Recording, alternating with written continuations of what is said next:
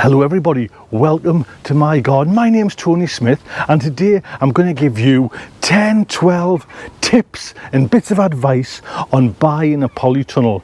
Now this is the northeast of England and for about 4 or 5 days it has constantly rained, and that's the first benefit of a polytunnel. There's nobody on my site here, there's nobody working, but in the polytunnel I can just go in and just putsy around, just still pottering around and growing stuff and getting things ready when the outside weather is terrible.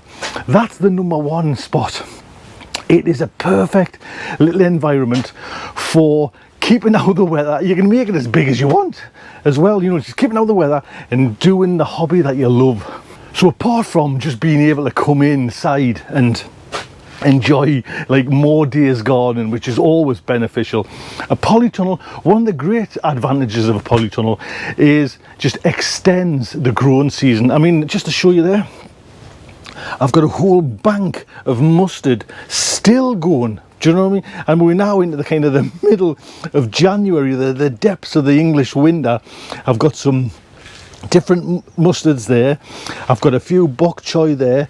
I've got some garlic running along the back, and the last of some salad that I put in as well.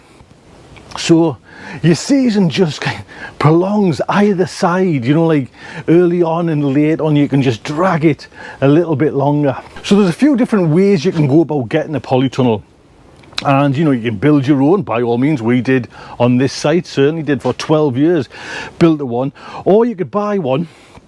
And there's different, obviously there's different standards, you know what I mean? You basically get what you pay for, you know what I mean? Yes, there is the kind of the cheapy ones out there. You can just go on Amazon and just buy one off the shelf, you know, and it's there ready to. But what I would do if you're going to invest in a polytunnel is check out the materials, check out, you know, you want, I'll just show you on this. I mean, this is good, strong, you know what I mean? This ain't going away fast. It's like it's bull metal, and it's all the fittings are just solid, do you know? And I really was delighted with that when I got it. You can see the kind of fittings there, and it just makes for a sturdy structure that's going to last you a long and that's exactly what you want year in, year out. You want somewhere where you can just come, your little oasis, and get into the garden and just do your thing. Another tip to give you when you're considering like buying a polytunnel is research the company. Just, you know what I mean, not straight away go onto Amazon and just get the first one. Have a look at the company, you know, like the background, check out the reviews of the company. This was by a company called Direct Plants, an English company, and to be honest, I couldn't fault them. The after service care was just, you know, remarkable, because I did have a little, you know, problem with the actual plastic, and it was sorted out and no trouble at all. So do your research, don't just jump in, you know. That's the thing, because once you've got it, and once you put it up, you know, it takes a little while to put up, but once that's up, there's no really going back. So make sure your first choice is your right choice. So the next little tip or bit of advice I can give you, if you want some more advice, is size. And if I could, I would have this whole garden in a polytunnel. That's how important I think they are to your garden needs. And this one it's probably about 18 foot by 24 foot, and I could have extended it right along, you know, where I got it from. And that company can make them kind of basically to whatever dimensions you want.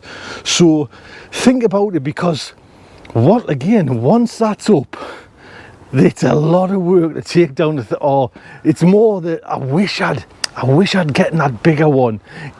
As much as you can, go for the bigger one. It's the best bit of advice I could give you. I mean, I've got loads of room in there, but if you can get it big, get it. Don't think, oh, that looks a bit too big. Just go for the bigger one, as big as you can possibly get. You'll not regret it. You've bought your polytunnel, right? Now you've got your polytunnel, you've made your choice, you've got your credit card, you've spent your money. Don't rush. just take your time and think about it. Now is actually a great time to start that prep, and just, you've still got a couple of months for the growing season.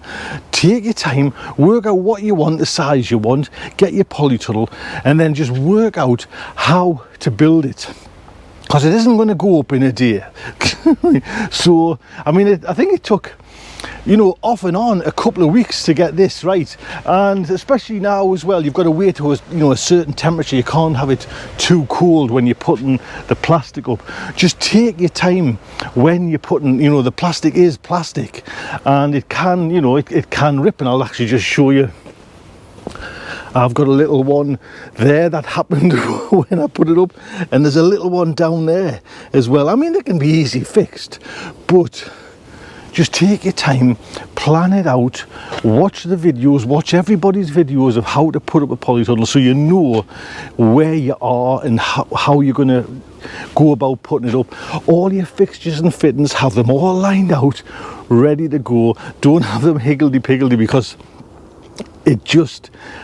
And read the instructions, I can't, you know, especially this one as well. If you didn't do it a certain way, you didn't put the fittings on first, you have to take them all off and then slide those fittings on. So take your time, work it out, get it right first time.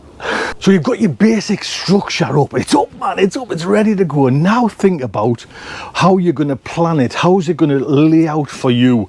And there's totally different methods, you know. You can, if you look, I've got 2 beds either side and a nice big, and I actually deliberately wanted a really overextended path, so I could come in with wheelbarrows, I can turn them around, and I can do quite a bit. But you could, if you wanted, just have a whole membrane surface and just put plant pots on top and grow, you know, from grow bags and anything like that. So it's entirely up to you, but again, just work out how it's going to be done and how you're going to like follow through and carry that out. I've got, as you can see, almost like greedy boards edging there, so I can put more compost on each year as well. So you've got to take into account what it's going to be, how your structure is going to lay out inside. Now again, I think we're going back to kind of the quality of the polytunnel for my next tip is, but just again, it's another bit of advice. Just think about, don't rush into that first one again and get the cheapest one, because you want a polytunnel that's going to last. You know, the plastic's going to last. You want life expectancy out of it. You want a good few years. You know, you don't want a couple of years and like a wind will take it, or your plastic, you know, the durability of the plastic will start to corrode. So just think about investing in a polytunnel, and it really does go like, you only get what you pay for. A good proper manufacturer that's got like years of experience, instead of just click and collect, you know, prime delivery and get it there and then. So you've got your polytunnel, you've put it up, your paths are sorted, everything's hunky-dory. Now we just got to grow. It's as simple as that, right? Well, a couple of things, or one important thing is, be prepared for some serious weather wherever you live, because there always is.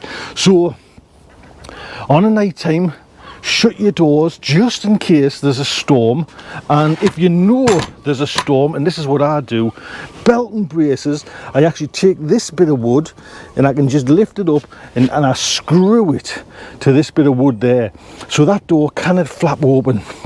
Because once there's a gale, and primarily with this area location, the winds come from the west, so they would blow straight in that door, and if it was open, it would just act like a balloon and just fill up, and away off it would go to Kansas.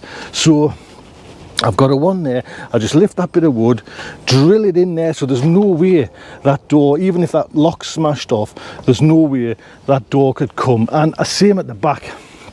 I'll just walk you around there to the back. I've done exactly the same at the back, where we've got, just in case we get some northeast gales, I've got a nice brace there which I can just drive in and then just screwdriver it in with like a little battery operated screwdriver. And I know it sounds drastic, but the last thing you want to come up to do is see your polytunnel crumbled in bits. Now I mentioned this one at the top of the video, But a polytunnel really does extend your growing season. And yes, you can grow in, like I say, I've showed you this already, but you know, you can grow things in, but because of the size, just turn your back around there, you can have little polytunnels inside of the big polytunnel and keep things nice and, you know, cozy for your plants. And it does just extend, you know, you can get in a little bit earlier in the season and you can finish a little bit later in the season, and it just makes all the difference to just enjoy gardening, because again, we come outside, there's nothing happening out here, it's just damp, wet, miserable. It isn't a joy to come to the garden, and everybody wants this, you know. The gardening's the best thing for your mind, for your tummy, for everything, you know. It's a really great hobby, and if you kind of get there, it's annoying, but with a polytunnel, you're inside, it's fantastic. So just think about those little tips, you know, techniques and things to avoid, and hopefully if you get yourself a polytunnel, you'd love it so much. Best thing. And look at this height, you know. Just, there's so much room in these things, you know. That's the beauty. You can just go for big, get it big, and you've just got this cathedral of growing space. So look after yourselves, take good care, and don't forget, subscribe and hit that thumbs up. Take care.